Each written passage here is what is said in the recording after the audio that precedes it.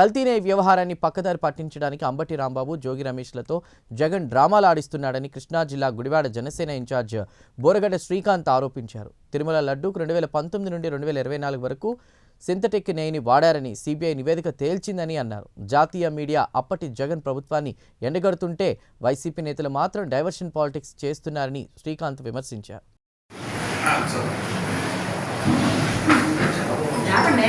ఓం నమో వెంకటేశాయ. ఓం నమో వెంకటేశాయ. ఓం నమో వెంకటేశాయ. ఓం నమో వెంకటేశాయ.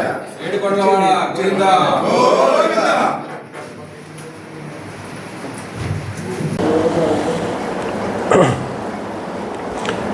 అందరికీ నమస్కారం. గత 3 రోజులుగా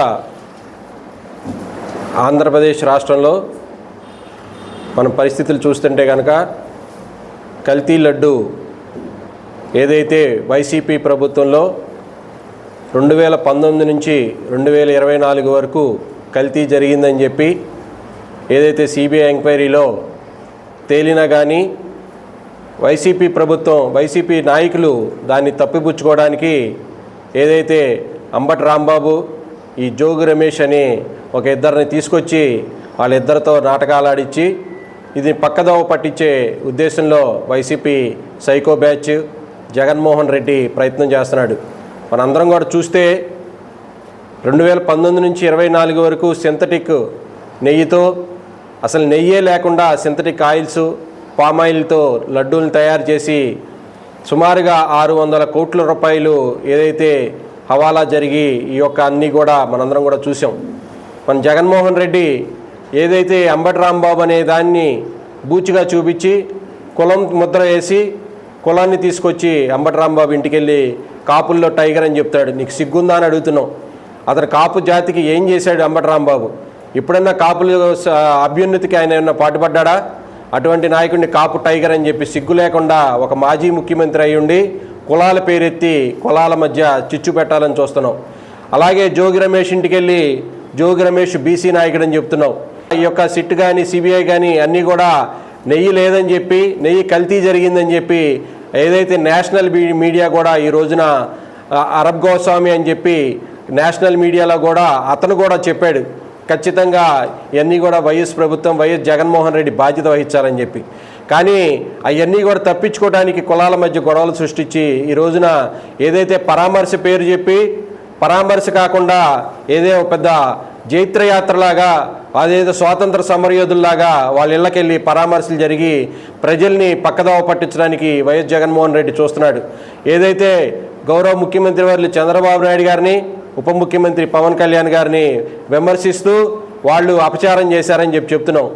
ఈ రోజున మనందరం కూడా రాష్ట్రం కాదు, దేశం కాదు, ప్రపంచవ్యాప్తంగా కూడా ఈ యొక్క లడ్డూలో కల్తీ జరిగిందని చెప్పి, వైసీపీ ప్రభుత్వంలో కల్తీ జరిగిందని చెప్పి అందరూ కూడా నిర్ధారించారు. కాబట్టి నువ్వు ఖచ్చితంగా దానికి బాధ్యత వహించాలి.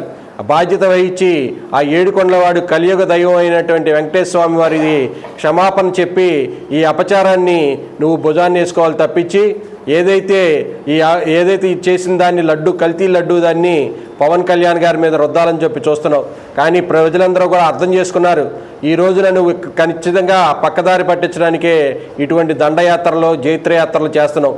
ఆ జైత్రయాత్రలు ఏదైతే నువ్వు యాత్రలు చేస్తున్నావో ఆ యాత్రలో కూడా నీ మనుషుల చేత, నీ పేటీఎం చేత, సైకో జాతి చేత మనుషుల మధ్య రెచ్చగొట్టే విధంగా ప్రవర్తిస్తున్నావు తప్పించి ఎక్కడా కూడా లా అండ్ ఆర్డర్కి సహకరించకుండా నువ్వు లా అండ్ ఆర్డర్ని అతిక్రమించి ఏదైతే రోడ్లన్నీ కూడా స్తంభింపజేసి ప్రజలని అందరినీ కూడా ఇబ్బంది పెట్టే ప్రక్రియ నువ్వు చేస్తున్నావు. ఇప్పటికైనా మారు. ఏదైతే నువ్వు ప్రజలందరూ కూడా బుద్ధి చెప్పారు, ఆ రోజున 7 కొండలు కాదు 2 కొండలు అన్నందుకే ఒక మనిషి వెళ్ళిపోయాడు. ఈ రోజు నువ్వు 7 కొండల వాడితో కల్తీ నెయ్యి చేసావు కాబట్టి 150 సీట్ల నుంచి 11 సీట్లు కొట్టావు. ఇప్పటికైనా తన అపచారం తెలుసుకుని ప్రజల ముందు ఏదైతే నువ్వు చేసిన తప్పు ప్రాయశ్చిత్తం చేసుకోవాలి తప్పించి ఆ తప్పుకు మరో తప్పు చేయొద్దని చెప్పి మేము చెప్తున్నాం. అలాగే అంబటి రాంబాబు కూడా ఏదైతే అంబటి రాంబాబు ఏం స్వతంత్ర సమరయోధుడు కాదు, జోగి రమేష్ స్వతంత్ర సమరయోధులు కాదు నువ్వు వెళ్ళి పరామర్శించడానికి.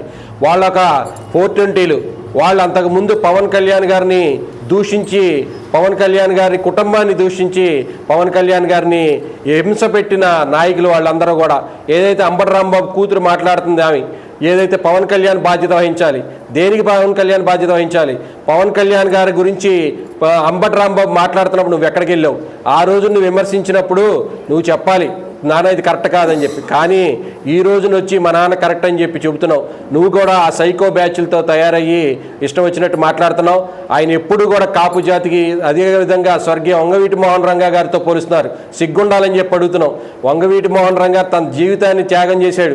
ఏదైతే పేద మధ్యతరగతి బడుగు బలహీన వర్గాల కోసం ఆయన త్యాగం చేస్తే నువ్వు ఆయనతో పోల్చి వంగవీటి మోహన్ రంగా గారు లాంటి నాయకుడు ఏదైతే కాపు టైగర్ అని చెప్తున్నాడు జగన్మోహన్ రెడ్డి, మాజీ ముఖ్యమంత్రి అయ్యండి, కులాల పేరు ఎత్తకూడదని కనీస జ్ఞానం కూడా లేకుండా ఈ రోజున వైఎస్ జగన్మోహన్ రెడ్డి వ్యవహరిస్తున్నాడు.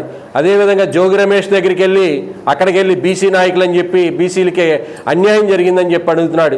నువ్వు అదే బీసీల మీద దాడులు జరిగినప్పుడు, నువ్వు అదే బీసీ అయ్యి ఉండి చంద్రబాబు నాయుడు గారి ఇంటి మీద దాడి చేసినప్పుడు నీకు తెలియదా ఇదంతా కూడా?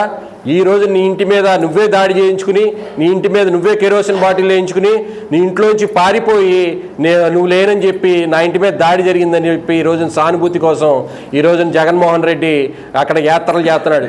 కాబట్టి మాజీ ముఖ్యమంత్రికి ఇప్పటికైనా తన తప్పును తెలుసుకుని ఏదైతే ఏడుకొండలవాడు కలియుగ దైవమైనటువంటి వెంకటేశ్వర స్వామి లడ్డూని మీరందరూ కూడా కలిసి డబ్బు కోసం ఏదైతే మీరు చేసిన తప్పుని మీరందరూ కూడా ఇప్పటికైనా తెలుసుకుని దాని తప్పుకి క్షమాపణని ఆ ఏడుకొండలవాడిని వెంకటేశ్వర స్వామిని ఏదైతే ప్రపంచవ్యాప్తంగా హిందువులందరికీ కూడా మీరు క్షమాపణ చెప్పి మీ తప్పును తెలుసుకోవాలి. కానీ ఇటువంటి పనికిమాలిన చేష్టలు చేస్తే కనుక ప్రజలందరూ కూడా గమనిస్తున్నారు.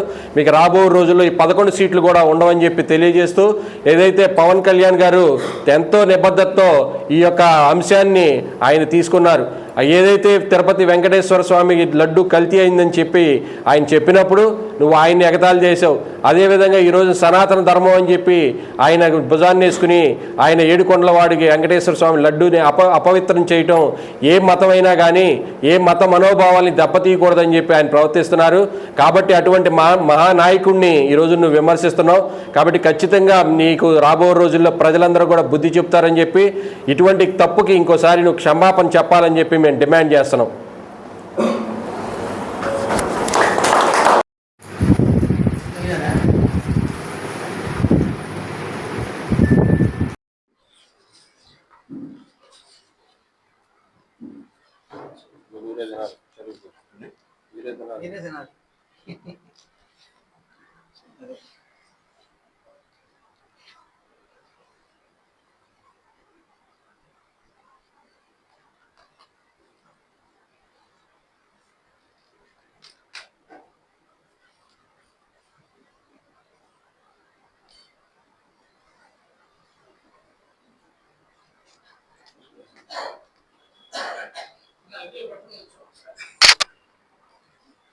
ఓం నమో వెంకటేశాయ.